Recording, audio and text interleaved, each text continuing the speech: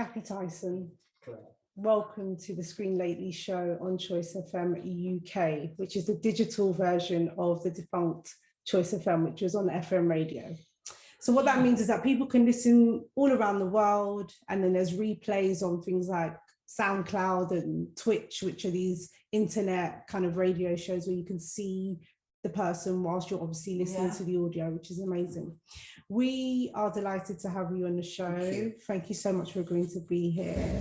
Thank you for being a filmmaker, Claire. Continuing to be a filmmaker. And now I'm just learning from today that you're writing and directing as well. Talk to me about Not writing yet. Not writing. But hello to the listeners out there. I'm glad to see Choice FM is still going. Were you a fan back then? Oh yeah, I mean, but I've listened to a lot of wordy radio. I listen to people speaking rather than a lot of music on the radio. I listen to Jazz FM, but I will start listening to Choice again now. Sometimes you get stuck in your ways, so that's wwhy I haven't, because I'm stuck in my ways. How important is it to have stations like Choice FM kind of? For those that don't know of that generation, what was it like for the culture in terms of listening to stations like that? Well, it's good to reach the black audience as well. That's very important. That's why I said yes straight away to come to do this, because, sometimes in PR, when you're doing things, they don't think about reaching out to the black networks that are there. So 100%. I've always thought like that. And how important was it back then? Yeah, I mean, it's got great music, so people had a lot of pride in that, and I think Pastor St. Joseph's sister was part of Choice. Pam, that's right, yeah. What was her name? Pam? Yeah. So, they're the pioneers, aren't they? She was part of the pioneers. Yes. Mm-hmm. I mean, in terms of your family kind of starting out in this, was it always acting for you? From the age of 16. Because I did it at school. I did drama at school, and I liked it. And I just, on that eve of leaving school, they said to me, the careers teacher said to me, "What would you like to do?" And I said, "Well, I've been told I'm good at drama," and I liked drama. I think it's really important for young people. If I was hooked, I got hooked into drama by school. So I went with my gut, not my head, because drama was the only lesson that got me into school. We did 3 hours every Friday. So I went to school. In the last year of school, I had a difficult, relationship with staying there. I'd lost interest. So that was the only one I went into, and that was 3 hours, and it engaged me. So that's how I got involved with it, and then from there, I did an audition at a college. The careers teacher put me in touch with, the local college, and I got an audition. I did an audition. So the links are very strong, from school, and just talking about it now, a person who didn't go to school very much in the last year of my schooling life, it was, I was dropping off even before that. So, there were not pupil referral units then. I didn't behave badly, there's that word, but I was disengaged. Was anything happening politically at the time, Cathy, or was it Yes, the riots. 1991, the riots happened in Toxteth. I was just disengaged. I,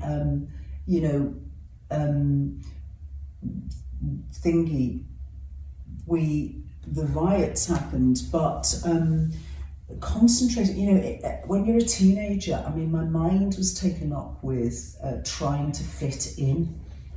There was a subculture. You had this culture of going to school, but the even more important subculture of what is going on, who's going out with who, who's got the most things to wear, the latest fashions, the in crowd. Yes. I was never part of the in crowd, but I wanted to be. Sure. But so I was caught up with that. And Liverpool at the time was incredibly boring for me as well. You know, my father was absent, but my mother was there all the time. She was very consistent. So I just, all sorts of factors really, disengagement, but drama held me together. And then I got in at the college and started the journey there. My real education really began in those drama classes, but also after I left school. Then something took off for me. I applied myself to the college. I went in, I just seized Just had a change of absolute change. I think that can happen after you leave school. I think so, because you're just taking me back generation, but I remember that bubble of 15 to 16, and you're right, I was sort of feeling disengaged. I started smoking, and it was that sort of GCSE period where we're just drained now. We just want to do our exams, move on, and you think you know everything, and you're so consumed by everyone, like you say, what people are wearing, who's dating who, and it's the height of puberty as well, I think.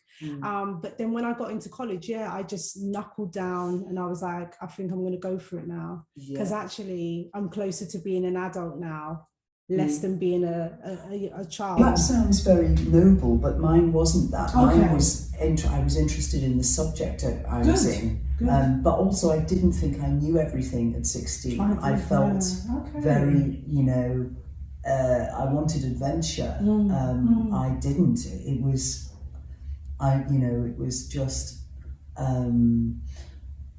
sort of, I can't remember, very unfocused. I came from a home where there were books there, so I had one foot in that, and I'd been abroad by the time I was 16, very, very lucky, and witnessed different kind of responses to me as a black person abroad, which were much better than in England. People found me attractive abroad, and that was a new discovery of that. So I was very fortunate. I went abroad. Some people didn't even go on holiday in England. So, because what my mum did, she was able to afford a holiday for us. So I had these experiences, and I knew there was life beyond Liverpool. Wow. Mrs. Saul, a maths teacher, she was, kind and interesting, and she was one of them. And the other one was Irene Lucas, which was a careers teacher, so she wasn't a teacher in class. The teachers that I've been, and Mr. Singh, of course, he was in junior school.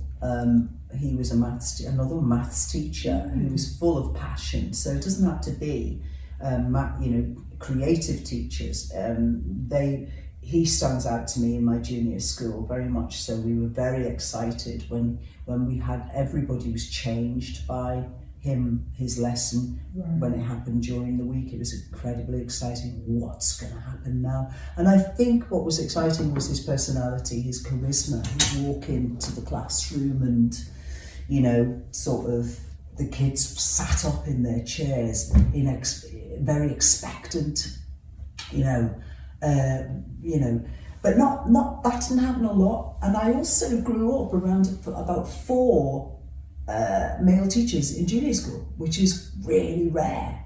So I grew up around that presence. Mr. Quayle, Mr. Thomas, Mr. Singh. There was another one who was I've forgotten his name. Yeah, Mr. McGuinness, and there was another one.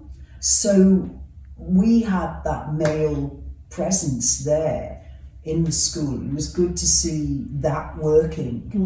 In a way, they were role models as well, because they were not distanced, that they were there every day.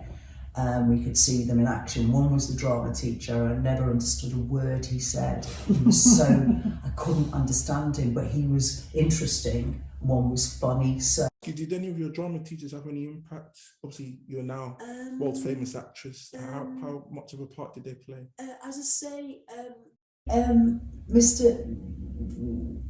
they didn't, but the fact it was drama, the fact that drama was in school for 3 hours on a Friday, and Mr. Archer, who was a science teacher, took it, and he seemed to change, because he was the science teacher, but he also did drama, and when he was in drama, he was a different there was something different, energy, a lot more relaxed. Right. I mean, the whole business of learning as well. We were learning in a different way. We were learning in a whole body fashion. You know, whereas when you're sitting at a desk and you're just like that, but our whole bodies were learning in drama.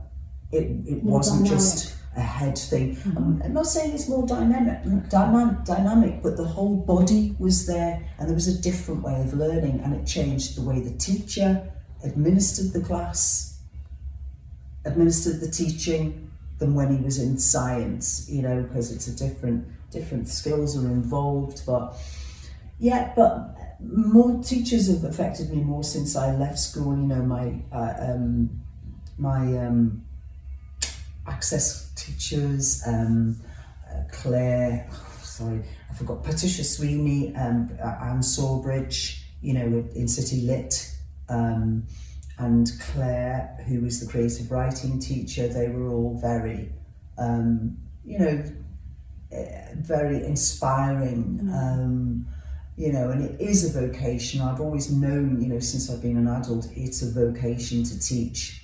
And it's quite humbling because they're thinking about you rather than themselves. And that went on a lot at the City Lit, in the City Lit course that I did. So the teachers beyond, you know, in adulthood, I remember a bit more because I was more engaged with education as an adult than when I was younger, apart from the junior aspect. Yes. And do you feel compelled to pass that on to budding actresses coming up who look up to you and kind of seeing your body of work over these Any times? actress does that's older.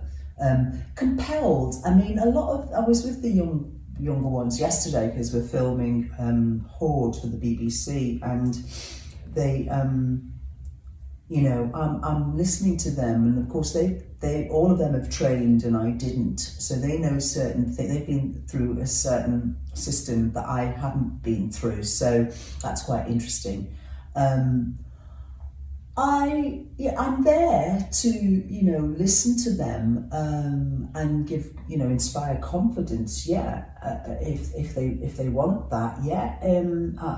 As I say, you know, I'm doing my own thing at the moment, and if I'm working with younger actors, I will of course help them out if they need that. I needed help when I was younger. Sure. You know, I appreciated older actresses' kindness. Really, if they feel at ease around you, that can be a big help because they've seen, you know, 40 years as opposed to 1 year, and that can kind of be quite overwhelming to someone. But as long as the kindness is there, and you put people at ease when you're in their company rather than overwhelm them. And young people do need a chance. We're working with a young director. She's 25. She's written and she's directing this project. And I was thinking yesterday, wow, that's amazing what she's doing, and it's quite a big responsibility. And to just be mindful of that, that what, you know, and support her, the director, you know. And she can do it, and I think once somebody who's young proves to themselves that they can do that, then they're just going to go from strength to strength, you know. Because the product is there, I've done it, and obviously they'll want to do something more in the future. But yeah, I've done workshops before with actors and non-actors. You know, I think, and seeing the power that drama has for people, gives them, you know, in what they're doing. It's wonderful to see the effect, not necessarily what I've got to say, but the effect that the actual, what drama has on people. You know, I'm just the messenger really, in that situation. How do you get impact in terms of your performances? Do you get a sense as to how you're impacting people? I think after the award, the BAFTA, with comments that have come back, have been very, very flattering. You never really know. You just go and you do your job, and you know, you try and do it well, and And I thought, oh, right, so that has meant something to people.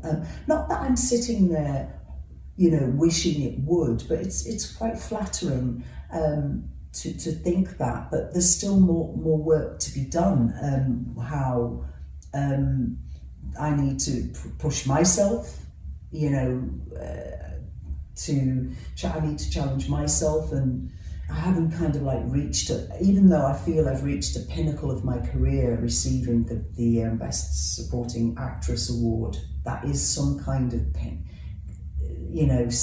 sort of arrived at something. There's, life isn't over yet, so it's okay. I'd like to build on that and build on the role, because I've been thinking about the role, because it's a small role. Right. Polly's in Help, and I was thinking I'd like to do more roles that do involve a change in what I look like, even age-wise, and to think about that, where I've got to do something different to my own physicality and mentality to portray them, and I'm deeply flattered to have received an award for that, and I didn't expect it, and I don't do a job for an award, because as many people, the award is the work, because we love what we do. You're a filmmaker. Sure. Just the actual doing it, we're blessed, and I think you're a filmmaker as well. I am, yeah. Sorry. Touchwood. You're a producer, yeah? Making films, yeah. Yeah. That was the original plan anyway, but yes. Yeah, so what the reward is in doing that, but to be recognised is very wonderful. And I also am very thankful to Daniel Kaluuya. I think that's how you say his name. I'm not too sure. Right. No, spot on. Because he mentioned me, I think last year or the year before. I think it was last year. He did, I remember. And people were like, did you hear your name was mentioned? And I thought, that was so lovely of him. So if Daniel's listening, I still haven't said thank you to him personally. We'll pass it on to him. For saying that, which is, and I've got people to thank like Mona Hammond, who was full of, passion and versatility, Carmen Munro, and Norman Beaton, of course, the pioneers came over from the Caribbean in the 60s and 70s. What an interesting time that was for them to come into Britain, and what they had to go through. And they still did. I was talking to one of the actresses yesterday, and we were discussing our characters, and I said, that she thought that, if her character lived in a racist area, that she wouldn't go out much. And I said, you know what? I grew up in a racist area. It wasn't, not everybody was a racist in it, but there was an air of difference. And I said, you go out. You got to live. You go out because you learn to, from an age of 5, my mother walked down the street, and people would say, they would call her the N-word, and I was a little girl. And your mother's white. Yeah. So maybe N-word lover. N-lover. N-lover. And there were there was a particular family that would walk on the other side of the road, and I was fearful. Of course. But my mother, I looked up at my mother, and she just walked ahead and didn't say anything. So I used to, you don't stay in. No. And I said to the actress, I went out. That's my experience. That you go out. I think post-pandemic, people are thinking that I just stay in, I've got my smartphone, I've got my laptop, and I just shut off. But it's like, no, in the 70s, 80s, you're going out. Well, yeah, you go out now. Especially, you can't stop life. And let people, when you are out, and if it happens, and then you just sort of like see somebody overcome it, like your mum. And it's deeply uncomfortable. And I did get slapped across the face once as a child, and they were bigger than I, and but you go out. I think that informed some of your acting roles, Cathy, because I feel like, obviously, as a Black British girl from the diaspora, I have watched you since I could watch telly. And I was just quite young. Do you know what? No, but it's just like, you know, for me, you talk about Mona, you talk about Carmen, and for me, I talk about you. I talk about Judith. I've actually got a selfie of us. I'll show you in my phone. 16 years ago, when I left the industry, because I didn't feel like I was being seen, and went into my beauty career. And that's how I met you, because I was a makeup artist for a magazine. But I was like, Cathy Tyson. And that, for you, you're always so like humble. You can't even believe that people not always. You have your moments, okay. But so for me, there's that. And then I say to myself, okay, there's a strength to Cathy in all of your roles. And I see it and I feel it. And it just takes me back to Mona Lisa, which is obviously a very special project, because a lot of it was shot in King's Cross, where I live. Zoe Nathanson was my agent at a time. She was yours. She was in the film. She's in the film. She wasn't my agent, but oh, was she not your agent? No. Sorry, excuse me. Yeah, she was mine for a short time. And Bob, obviously, he's no longer with us. So I just want to know, when you pick up a script, are you looking for a character that can do vulnerability, but with that edge of strength? It's like, if it interests me, I mean, of late as well, I want to do more light-hearted stuff because it's fun to do that. I did a bit yesterday, and I'm playing a hairdresser, and I had some fun in it, sort of like, you know, I'm doing it with a London accent, and I thought... Dropped into it there. Yeah, I'm just practicing still.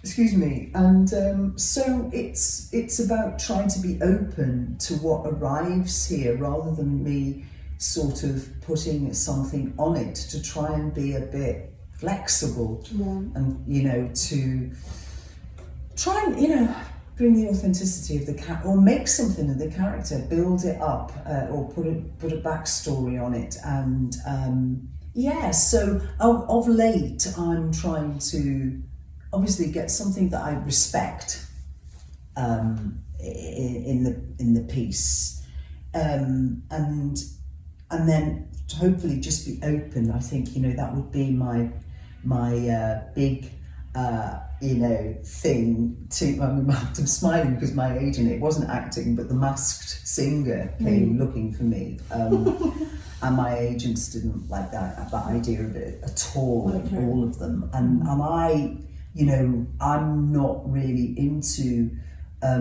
reality stuff because I'm not born in of that era. That one of the things is that, and I'm private, so I come from an era of you don't tell people everything about you, because not through any virtue, but because it's sort of, if they know so much about the actor's life, they won't believe the character that the actor is doing. So it's a kind of trying to be as much actually removed from it. What I'm portraying is what that's the era I come from. Yeah, that's sage advice. Well, it's a different era now, and but I think there's something to be said about that, though. Well, there's mixed things, because there can be sort of aloofness about that, and people want to identify with you, right? So the good thing about the era now is people feel like the stars, not because they're oh yeah, I went through that. They're possibly identifying with them more because of what they're saying. You know, this is what this is what's going on in my daily life. I don't do that, but it's like, oh yeah, there's a lot more connection because of social media. True. Although it's not direct connection, they're a bit closer. People are a bit more reachable. A lot more closer, yeah. So there are good things to be said about either camps. So Where do you sit in the whole social media privacy? Well, I have them, but I don't use them very much because I'm busy now. I'm trying to look for, the next project that I'm doing. I'm working on that. So if I had more time, I'd probably do more of that, but it doesn't really interest me. But I Facebook is the main one I put in too. But the other stuff, not really. And we are advertising my short that is at the Barnes Film Festival and hopefully at some other ones. But the first one in London is Barnes on the 22nd of June. So we will be doing some stuff for that, but not on a daily basis. And not about your personal life, yeah. I've done some though on Facebook, I've seen some posts. Yeah, it's there, but it's I'm not a Facebook every user. moment. Yeah. Okay.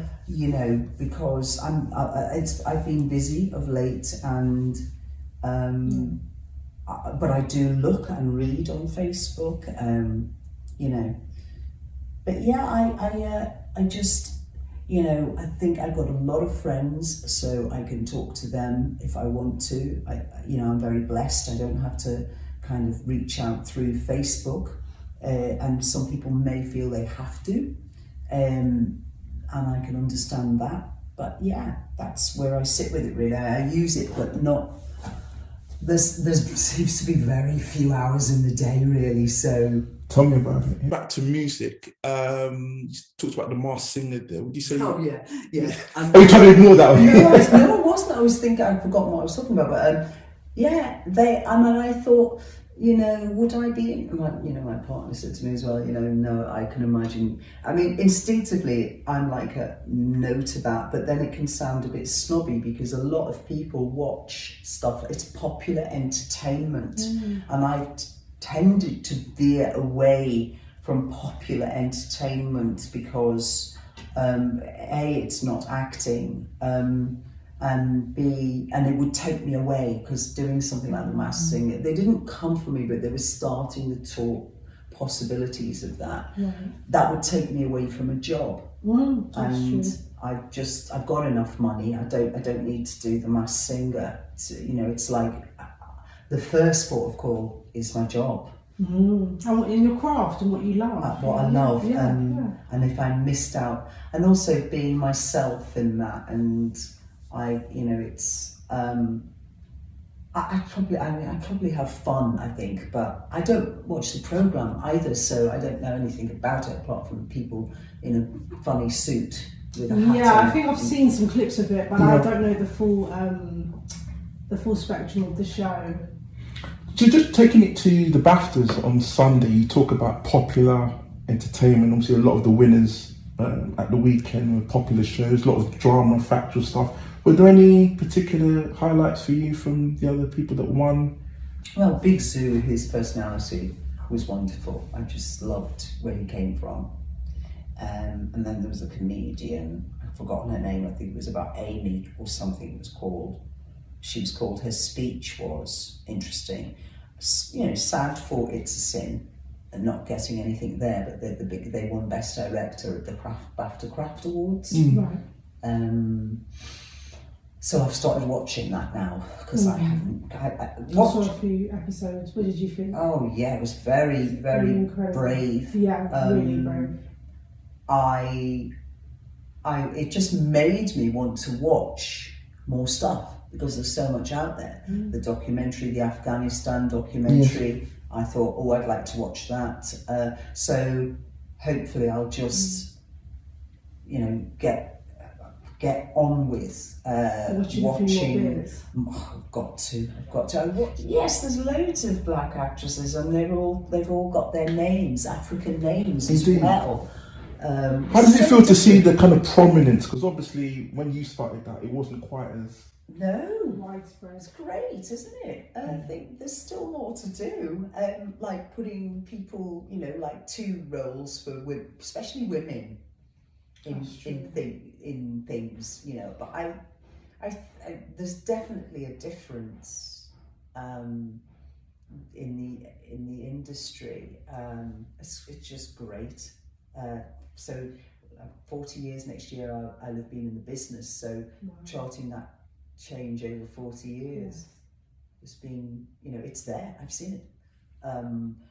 And just, you know, wanting more, especially for women who are older. Now, that's the thing, getting the youngsters need a chance to do stuff. No, absolutely, undoubtedly. But, you know, I was talking to Samantha Spiro, who I'm working with, and we're both the same age. She's a bit younger than I, but we felt lucky to still be in the business. Some people have just left. That's true. You know, I was having a conversation with a financier, and she was saying that she's working on something with Judy Dench. Yeah. And that's lovely to see, you know, she wants to see more of that, the plus 60s, 70s, 80s, still getting that work. How old is Judy Dench? 83, What? I think. Is she? Hello. Oh my God. Hello. Is she still working? And she's still working, as you said. She was on set with her, so 2 weeks ago. Mid-80s Lovely at to see least. her. I mean, obviously she's lost sight in one eye, but she's still going.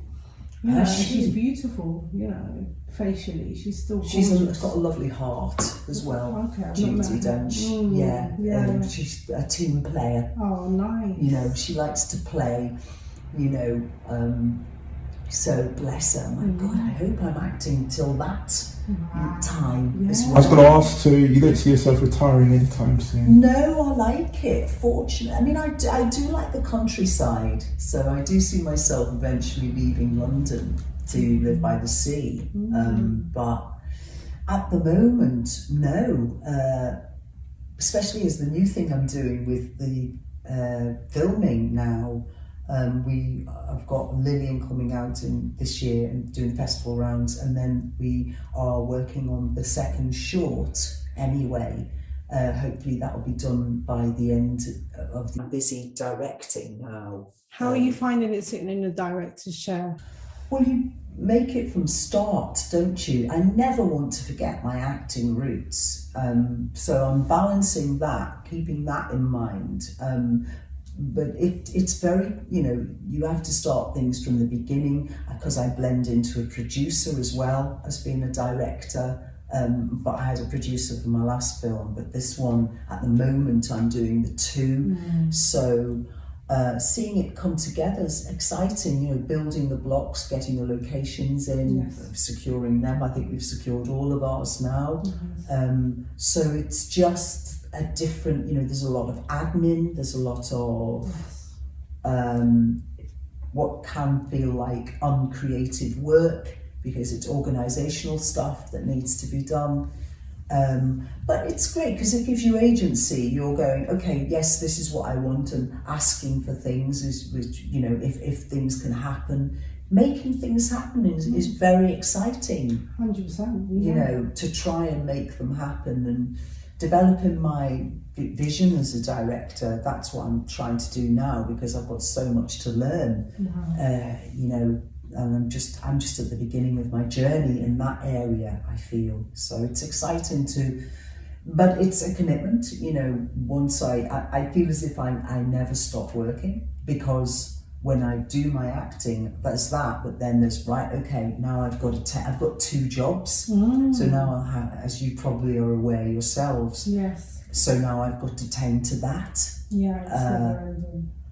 I know, and getting work-life balance around that is really important. To just, okay, well, don't be so overwhelmed. It's nice, but you tend to try and use time well. Yes. But I'm aware that before, you know, when acting stopped, I did wait around a bit, not wait, but did other stuff. And now, after shooting the first short, I thought, I'd like to do more of this, and seeing what that entails, and just decided on somebody for the two lead parts have been decided, so that's good. Okay. Just need a date. I need to get that date now for when we do it.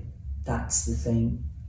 Getting all that organised. So the shooting schedule. And just the date for it. I've not tackled. I think you've done a feature, Claire, haven't you? Yes. And I don't know how long it took you to shoot yours. Was it Finding Forever? That's the next one that's coming. Oh, right. Which we actually sent you the script for.